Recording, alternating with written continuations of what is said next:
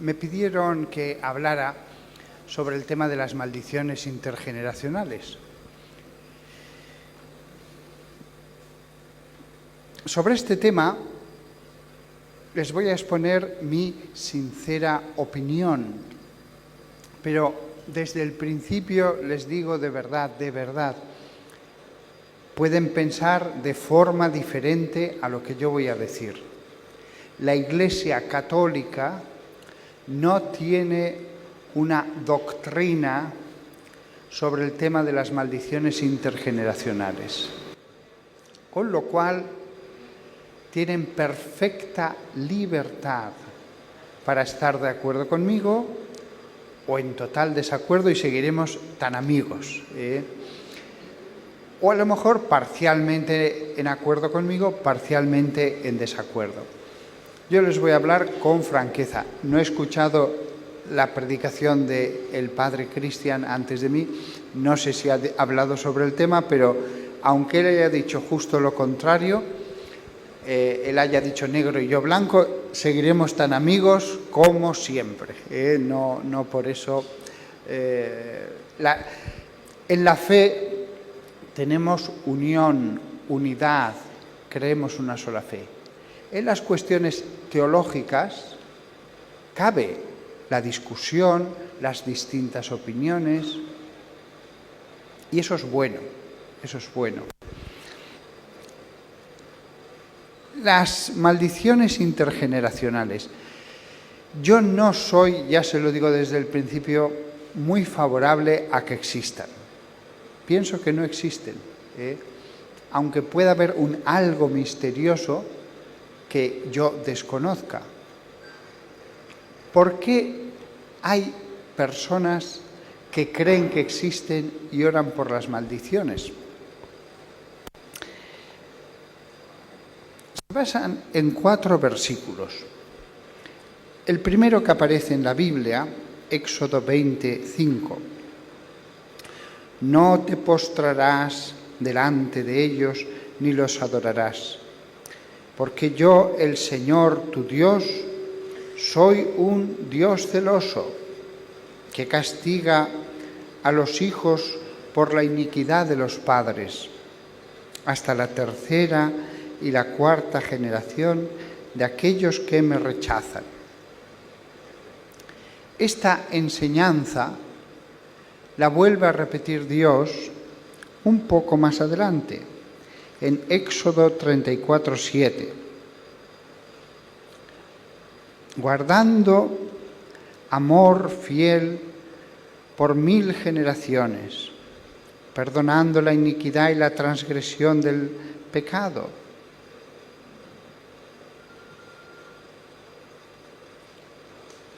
Y perdonando al culpable, pero visitando la iniquidad de los padres sobre los hijos y los hijos de los hijos, hasta la 3ª y 4ª generación. Fijaos, es una enseñanza de Dios no solo dicha, sino que repetida. Y además, con una fórmula solemne, verdaderamente solemne, que se repite literalmente. Voy a leer los otros 2 pasajes en que se vuelve a afirmar esta enseñanza. Esta es posterior, el Deuteronomio 5:9. No te postrarás delante de ellos, porque yo, el Señor tu Dios, soy un Dios celoso, que castiga a los hijos por la iniquidad de los padres. Con esto bastaría. Pero por 3ª vez vuelvo a repetir la misma fórmula, hasta la 3ª y 4ª generación de aquellos que me rechazan. O sea, Dios está inculcando esta verdad. El 4º pasaje ya es de Números 14:18. Dirá, el Señor es lento a la ira y abunda en amor firme, en amor fiel, perdonando la iniquidad y la transgresión. Pero después añade, visitando la iniquidad de los padres sobre los hijos. Y por cuarta vez vuelve a repetir el versículo de la tercera y la cuarta generación. Es decir, toda la Biblia es palabra de Dios.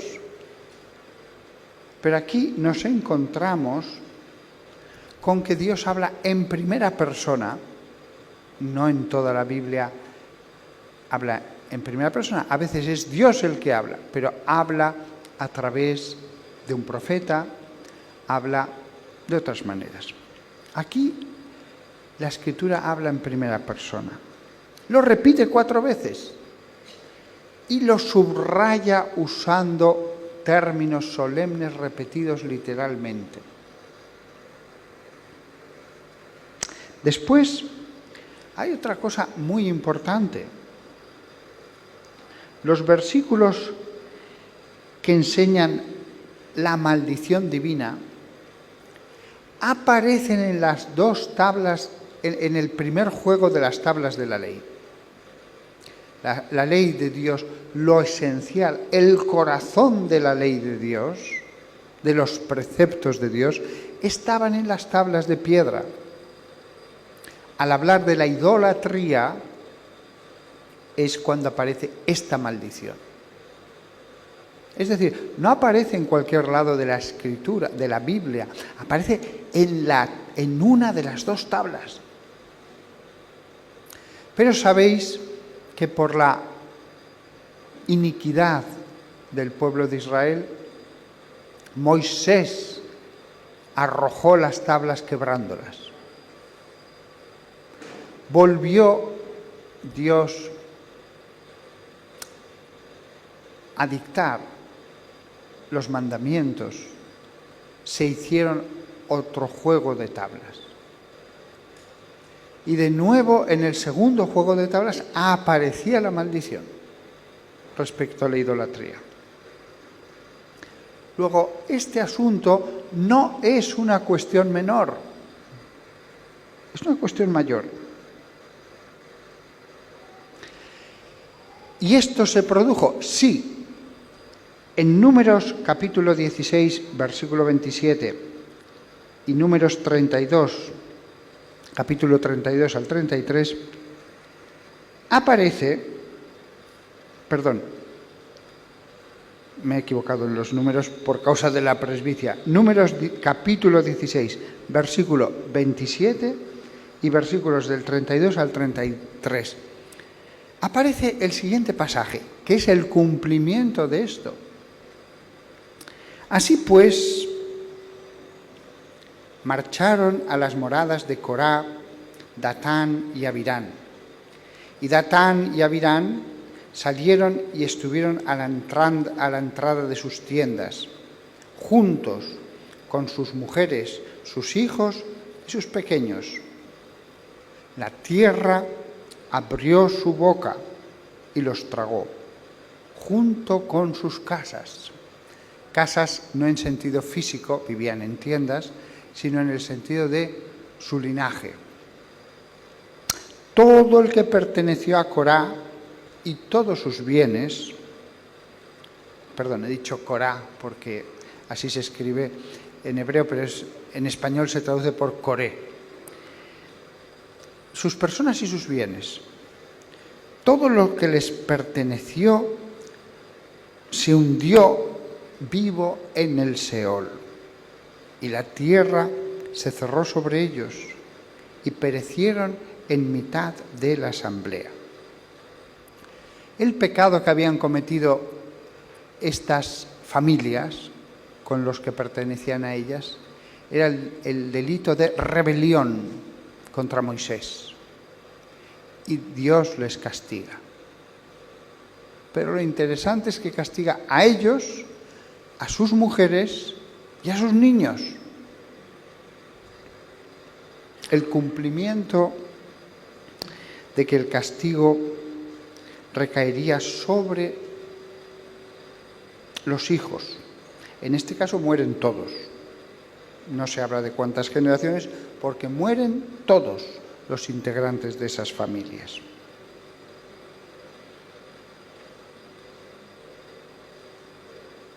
Ahora voy a pasar a los versículos en que esto cambia. Esto va a cambiar. Pero antes expliquemos por qué Dios enseña que va a suceder esto. El castigo cuando algo era gravísimo, que el castigo recayera no solo sobre el culpable, sino sobre sus hijos y los hijos de sus hijos, era para los peores crímenes algo normal en la época. Lo tenían infinidad de pueblos. Todos los pueblos desarrollados de esa época, los pueblos que tenían un derecho, que vivían en grandes ciudades, ante los más espantosos crímenes, el castigo recaía sobre los descendientes, como si fuera algo tan espantoso que había que arrojar fuera a la muerte cualquier semilla que apareciera en medio de la comunidad de ese ser no malo, inicuo. Esto era lo normal, pero no solamente entre los judíos que habían vivido en medio de los otros pueblos, sino entre muchos otros pueblos. Cuando Dios les dice que va a hacer esto, ellos lo ven normal. Lo ven normal. No va a haber ni un solo rastro en las Escrituras en contra de esto. Lo ven lógico. Incluso cuando el rey castigaba al hijo del peor criminal, etcétera, que hubiera habido en una ciudad de donde fuera, no en Israel, fuera, lo veía lógico. ¿Cómo que ha hecho esto mi padre? Y se rasgaba las vestiduras, lloraba, etcétera, porque sabía lo que eso implicaba. Y la comunidad lo pedía. Hay que acabar con la semilla de ese monstruo. Lo ven normal. Dios tiene que inculcar al pueblo elegido, un pueblo primitivo, muy primitivo, lo horroroso que es el pecado. Lo horroroso que es el pecado. Tiene que alejarlo del pecado.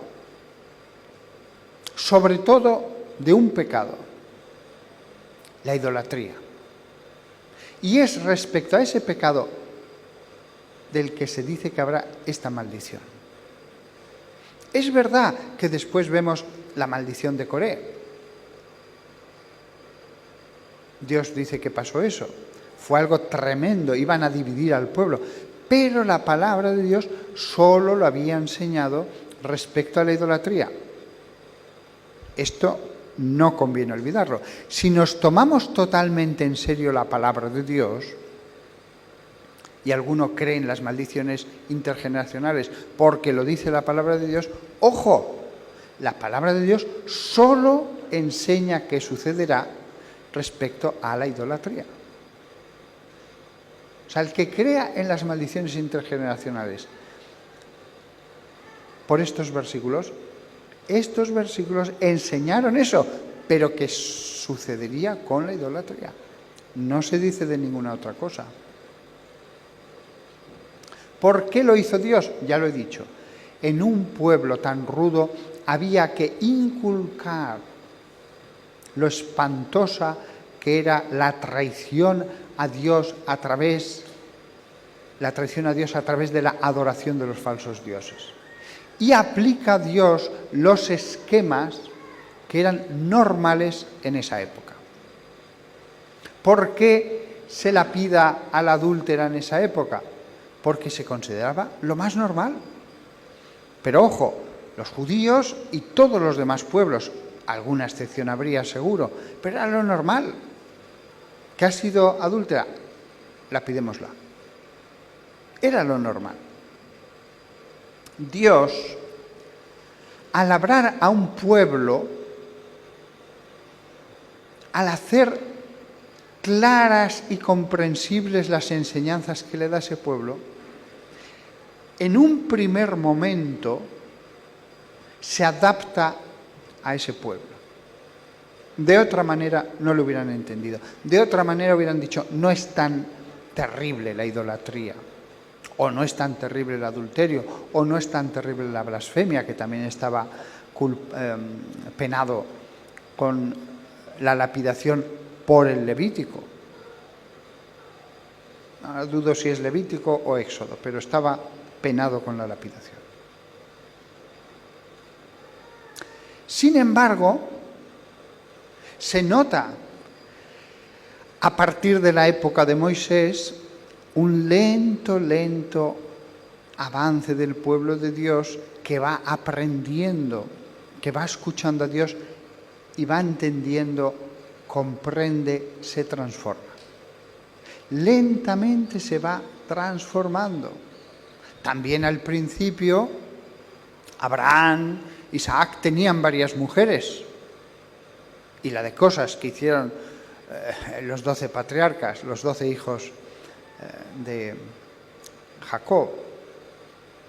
Pero se va viendo una mejora lenta pero sostenida. Y la palabra de Dios le va enseñando detalles, matices, cada vez más. Al principio el mensaje es brutal para unas personas brutales: matad todos los filisteos, matad incluso su ganado.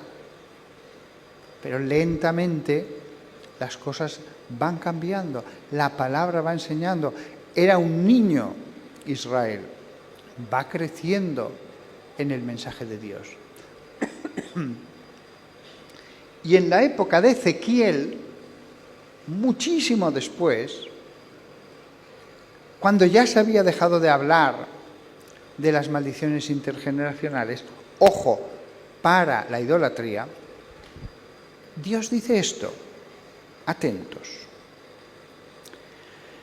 La palabra del Señor vino a mí. ¿Qué quieres decir repitiendo este proverbio concerniente a la tierra de Israel? Los padres han comido agrazones y los dientes de los hijos sufren de entera. Este proverbio, los agrazones, para los que no sean de campo, son las uvas verdes, las uvas desagradabilísimas. Hay que escupirlas, no se pueden comer. Y existía ese proverbio: si tú comes agrazones, tus hijos sufrirán de entera en los dientes, esa sensación. ¿Qué quería decir el proverbio? Lo malo que hacen los padres repercute en los hijos. Como diciendo, esa uva mala provoca después que los hijos tengan consecuencias. Era un proverbio, pero todo el mundo entendía el significado más que la materialidad. ¿Qué significa, dice Dios, referente a la tierra de Israel, este proverbio? Y continúa Dios. Ezequiel capítulo 18. Ezequiel, pasamos a Jeremías, que vuelve a repetir el mismo proverbio y entonces vuelve a decir la misma explicación que Ezequiel. Después de decir el proverbio dice: pero todos morirán por sus propios pecados. Los dientes de cada uno de los que comen los agrazones serán los que sufrirán de entera. Eso lo dice tanto Ezequiel como Jeremías. Ezequiel capítulo 18, Jeremías capítulo 31, al final, del 29 al 31. Dice, sí, se ha dicho este proverbio, pero a partir de ahora el que coma los agrazones sufrirá la dentera. Ezequiel 18, 19, después del pasaje que he citado antes. Dice, la palabra del Señor vino a mí, habla el profeta Ezequiel. Así como vivo, dice el Señor Dios, este proverbio no será usado ya más por vosotros en Israel. Fijaos. ¿Y por qué? Ezequiel 18, 32. Porque no tengo ningún gozo en la muerte de nadie. Así dice el Señor, volveos entonces y vivid.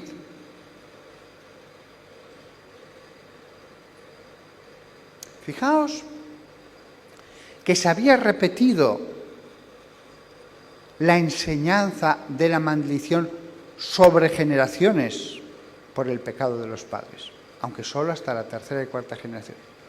Pero después de tantos años, de tantos profetas, dice, ya no se dirá más este proverbio en Israel.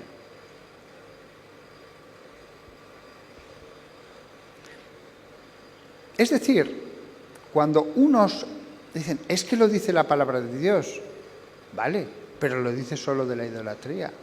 Y segundo, es que eso quedó anulado. También cayó fuego del cielo sobre Sodoma.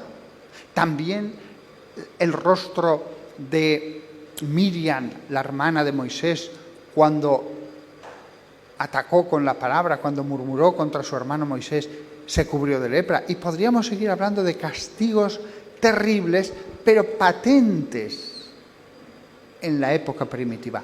Patentes. Porque hubo una época en que había que dejar muy claro que el pecado tenía consecuencias. Había una época en la que había que dejar clarísimo lo que estaba bien y lo que estaba mal.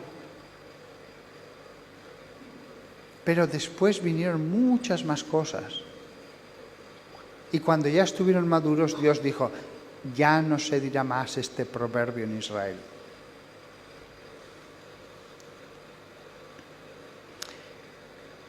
Que esta interpretación es la verdadera, a mi entender, a mi pobre entender, estaba presente en el mismo comienzo de la revelación de Moisés.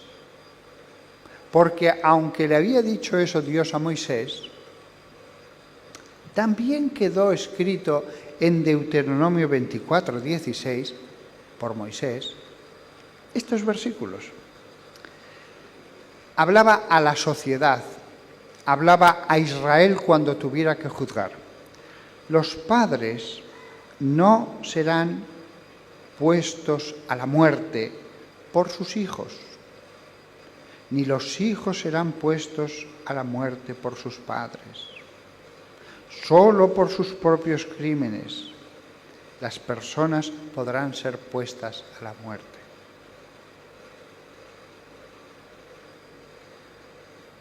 Con lo cual aquí nos está dando, si eso está enseñando Dios a su pueblo Israel, de acuerdo, hizo una excepción con la idolatría,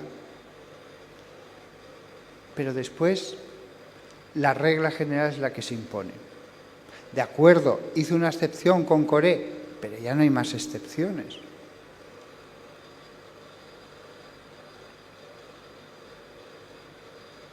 La doctrina de las maldiciones intergeneracionales, recuperada por algunos pentecostales y católicos en el siglo XX, no ha tenido una tradición en la Iglesia. Podemos leer a los santos, a los doctores de la Iglesia, etc. No aparece esta doctrina. Se dedica espacio en la teología medieval, santos padres, etc., a infinidad de facetas, pero no esta de las maldiciones intergeneracionales.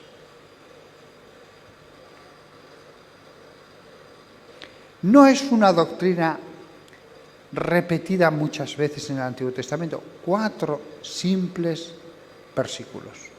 4 simples versículos. Después anulados. ¿Este asunto sale en el Nuevo Testamento? No. No. ¿Qué dijo Jesús de las maldiciones intergeneracionales? ¿Qué dijo San Pablo? ¿Qué dijo Juan? Nada. Sí que aparece una vez que le preguntan. La única vez que aparece que los discípulos de Jesús le pregunten, con esta mentalidad veterotestamentaria, Juan 9, versículos 1 al 3, vais a recordar el pasaje enseguida. Entonces caminaban con él y él vio un hombre ciego desde el nacimiento. Sus discípulos le preguntaron: Rabí, ¿quién pecó, este hombre o sus padres, para que él naciera ciego? Aquí tenemos la mentalidad intergeneracional. ¿Quién pecó, él o sus padres? Es decir, ¿fue castigado por sus pecados o ya que está ciego ha sido castigado por los de sus padres? La pregunta no deja de lugar a dudas. Si está ciego, o ha pecado él o sus padres. Lo dan por supuesto. Y la respuesta de Jesús es concisa y clarísima. Jesús contestó: ni este hombre ni sus padres pecaron. Él nació ciego para que las obras de Dios pudieran ser reveladas en él. Aquí, justamente aquí, tenía un momento perfecto Jesús para dejar claro el tema de las maldiciones intergeneracionales, de las cuales no se dice ni una palabra ni en los Evangelios ni en todo el Nuevo Testamento. Aquí tenía la ocasión perfecta, es que le preguntan. Y Jesús dice: no. No. Es cierto que no va a negar expresamente las maldiciones intergeneracionales, pero es que el tema sale y dice no. Es un no. Y considera que ya no hay más que explicar.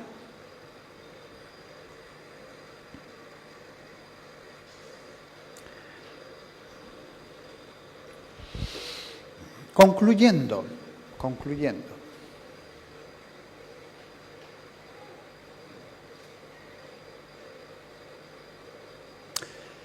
Yo no digo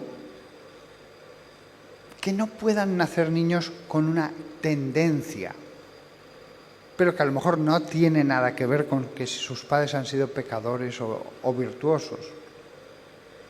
Es cierto, vemos a niños más tranquilos, niños más nerviosos, niños que pronto tienen una tendencia mayor a la ira y se ve, conforme van creciendo, que eso crece.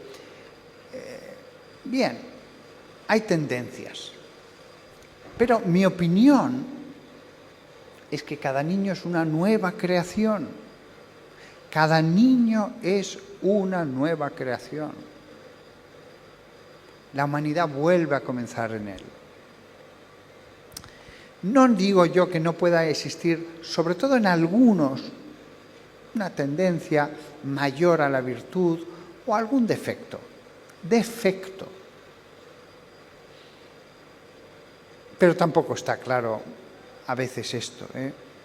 Y además estos niños nacen a padres virtuosos y padres pecadores. A veces padres pecadores tienen hijos muy buenos y al revés. Con lo cual a veces esas tendencias a lo mejor no son tanto del alma. Pero bueno, yo no veo las almas, eso no lo puedo saber. La humanidad comienza. El alma de un niño que nace es una página en blanco. ¿Por qué pensar que nace con cadenas? Me diréis, hombre, la maldición tampoco es una cadena. Bueno, en la práctica se entiende de esa manera. Se entiende por los que creen en esa tesis que va a tener una tendencia al alcohol, o va a tener una tendencia a la depresión, o va a tener una tendencia a la lujuria. Casi todo el mundo tiene una tendencia a la lujuria. Hay personas que pueden tener tendencia a la depresión por razones biológicas. Por supuesto que hay niños más iracundos y otros más calmados. Tampoco hay mucho más. Algunos incluso lían esta teoría de las maldiciones intergeneracionales diciendo no, hay una maldición de quiebra económica, una maldición de infidelidad del marido, esto lo he oído, una maldición en que sus maridos van a ser infieles. Se lía todo, cuando en realidad la explicación de pecado lo explica mejor, yo pienso, la libertad, el libre albedrío. ¿Cómo va a tener a alguien, porque fue muy infiel fulano, sus hijas van a tener maridos que son infieles? No tiene mucho sentido eso, si uno lo piensa. Dentro de la libertad humana, del libre albedrío, de la concepción teológica del Nuevo Testamento. Cuando en el Antiguo solo se había dicho que el terrible, espantoso pecado de la traición a Dios, que era la idolatría, ese sí sería patente ante el pueblo de Israel. Solo se había dicho eso y después los profetas dijeron ya no más.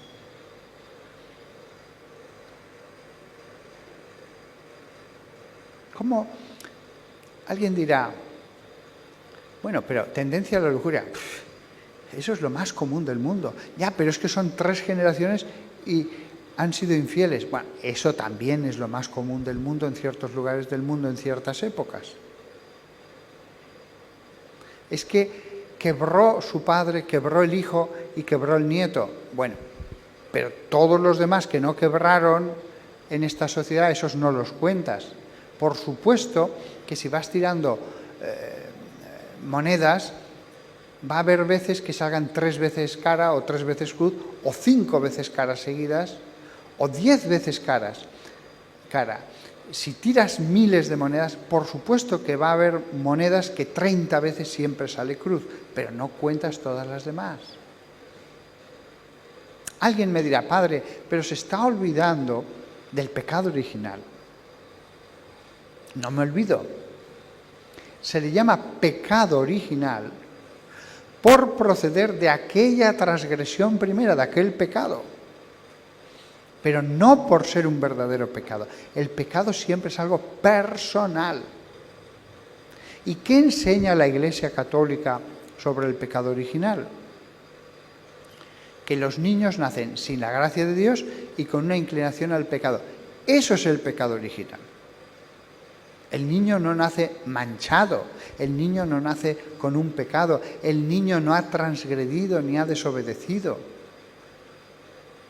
Lo único que se dice del pecado original es eso, que nace sin la gracia de Dios y con una inclinación al pecado. Eso es todo.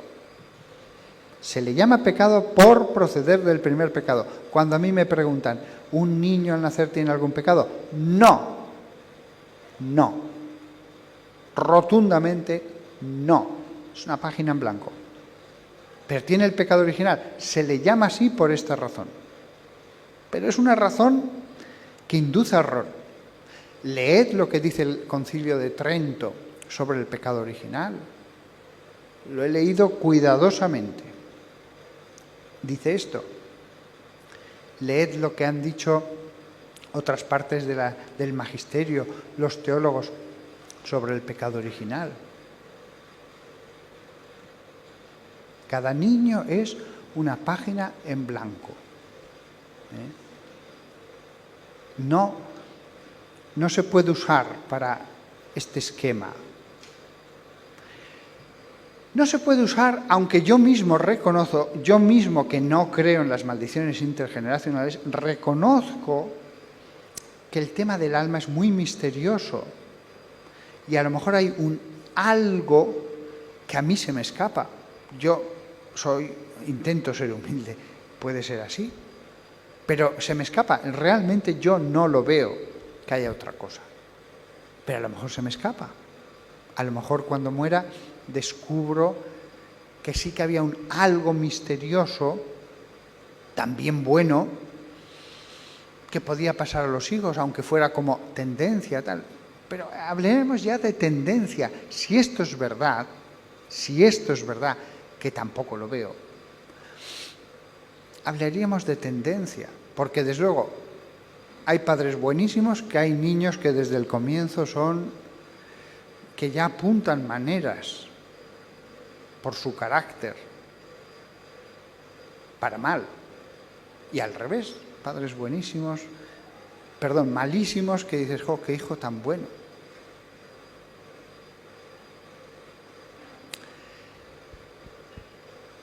¿Puede haber algo más? Sí, pero yo os hablo de la Escritura y no aparece más. Si revisáis los más de 31.000 versículos que hay en la Sagrada Escritura, no hay más. Esto también implica algo. Porque no podemos decir que sea una doctrina bíblica. Tampoco ha habido una tradición en la Iglesia. Además, hemos hablado de la maldición intergeneracional como que esa persona ya tiende al pecado del alcohol. Pero ojo, otros muchos lo entienden, como os he dicho antes, la maldición de que van a quebrar sus negocios, de que él va a ser infiel o va a tener cónyuges infieles.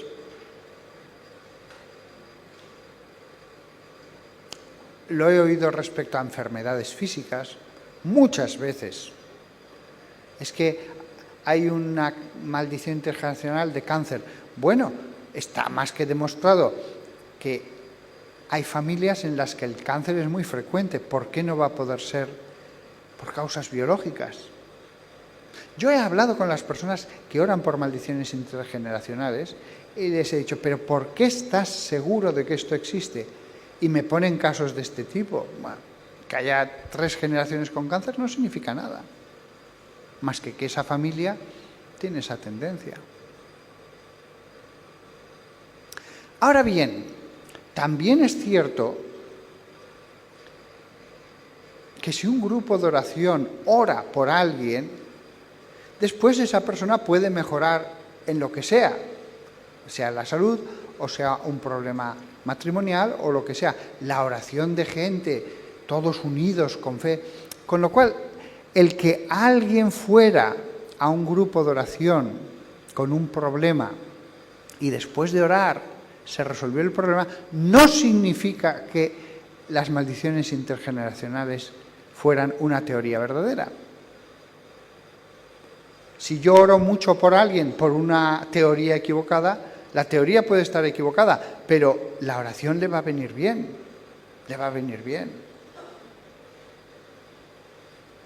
Yo no creo en las energías. Si nos ponemos a orar por alguien porque están convencidos de que hay unas energías muy malas en una zona, aunque esas energías no existan, pero le va a ir muy bien la oración. El que esa persona mejore de sus problemas o de su dolor de cabeza no significa que la teoría era verdadera. Aún así, si alguno, después de escucharme estas razones,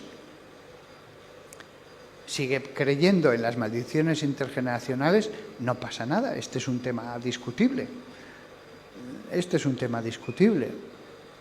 Yo he dado mi punto de vista. Sea dicho de paso, y no lo hago por hacer propaganda, escribí en un librito pequeño todo esto y más, por si queréis descargarlo gratis. En Biblioteca Forteniana, ponéis en Google Biblioteca Forteniana, Fortea Forteniana. Y allí hay 2 links de descarga. El libro se titula Los hijos de vuestros hijos. Allí explico largamente este tema y más cosas. Esto es un resumen. Pero después de darle vueltas y más vueltas, digo, ¿Por qué de estas cosas no se predicó durante siglos? ¿Por qué no nos hablaron los santos de esto? Es una doctrina, la de las maldiciones intergeneracionales, que realmente ha aparecido en el siglo XX en grupos protestantes pentecostales y después católicos. Después. Pero incluso entre los mismos protestantes no ven que sea una doctrina bíblica. ¿Que la gente mejora cuando ora? Sí, por supuesto que sí. Eso no tengo la menor duda. Eso no tengo la menor duda. Que pueda haber gente, que tenga una tendencia a la ira. Hay gente que tiene mucha más lujuria que otras. Hay gente que tiene tendencia a la depresión. Sí, eso lo creo. Pero no hay una tendencia a la ira, a la ruina. No la hay. No pienso que haya una maldición para el cáncer, etc. Ahora bien, y con esto acabo, vamos a tener la misa ahora. Dios puede hacer excepciones. Dios puede hacer excepciones. Lo hizo con la rebelión de Coré. En España,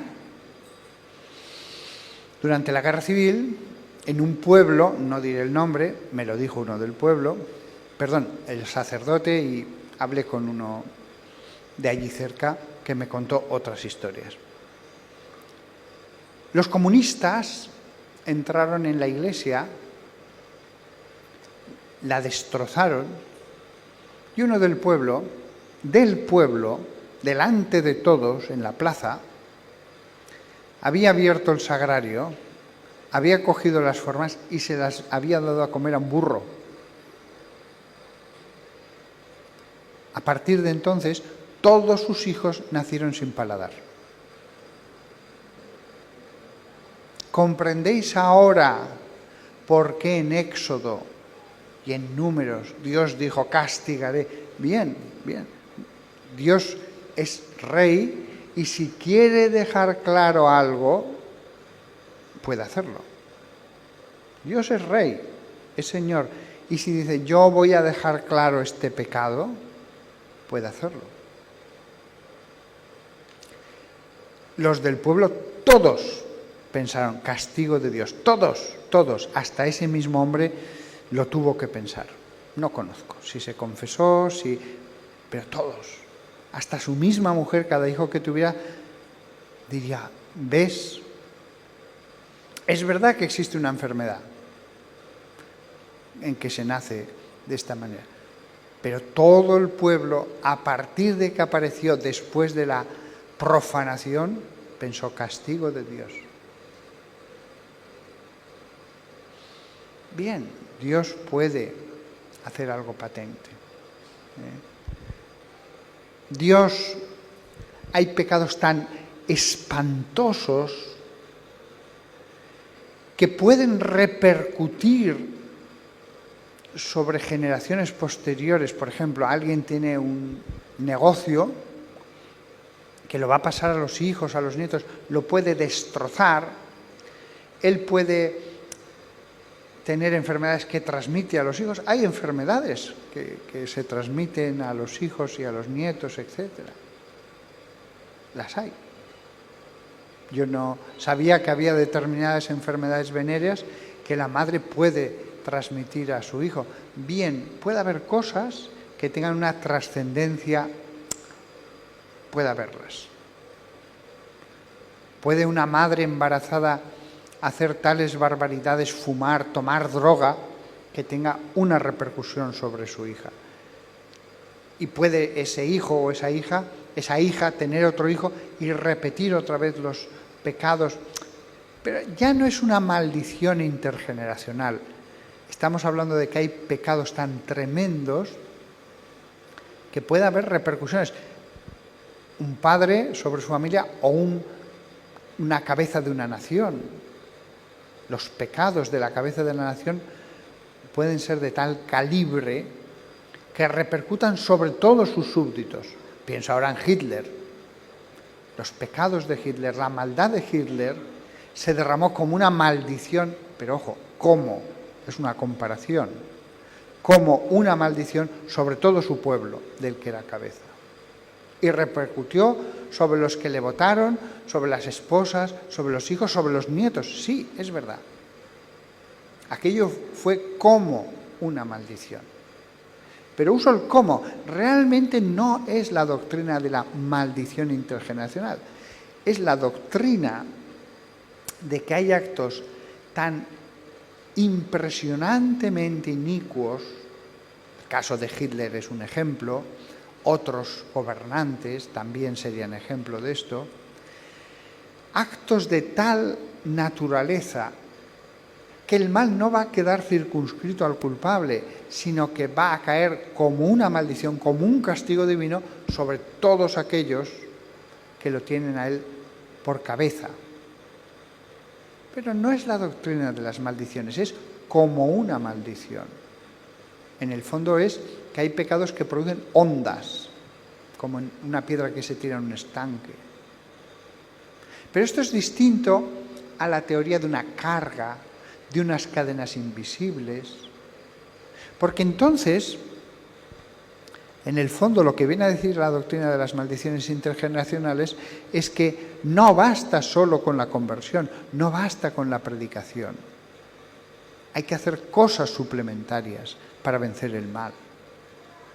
No bastaría solo con el anuncio de Cristo y la conversión. Habría que hacer técnicas, porque el problema de las maldiciones intergeneracionales es que se cae después en técnicas para romper esas cadenas. Y hay muchas técnicas, y algunas muy complicadas, que nos alejan de la sencillez del Evangelio. Nos alejan de esa sencillez de Jesús de Nazaret predicando las parábolas, pidiendo a la gente, ¿quieres seguirme? Amas a Dios sobre todas las cosas, honras a tu Padre. Lo otro es algo mistérico. El pecado ya no es una libertad que se usa mal, pasan a ser como cosas espirituales. El mensaje de Jesús fue convertíos y creed. Con lo cual, ¿qué tiene que hacer la gente? Convertirse, y si tiene vicios, que esos son como cadenas espirituales, pero de nuevo pongo la palabra como, no son cosas, sino son como cadenas espirituales. Esas cadenas, que son los vicios, ayudémosles a esas personas de muchas maneras, también orando para que la voluntad se sobreponga a la tentación. Los vicios son como cadenas, pero todos sabemos lo que hay que hacer para vencer los vicios. El sentido común nos lo dice: perseverancia, ayuda de los demás, etc. La teoría de las maldiciones cosifica de un modo misterioso, y el pecado ya no es algo que está dentro de la persona, es como si saliera y fuera una cosa que hay que romper con técnicas, por más que se revistan de oración.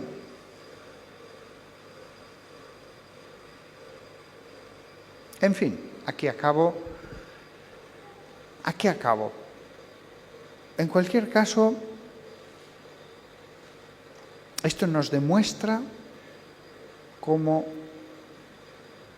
a la hora de orar por los demás, en mi opinión, lo mejor es la simplicidad, la sencillez.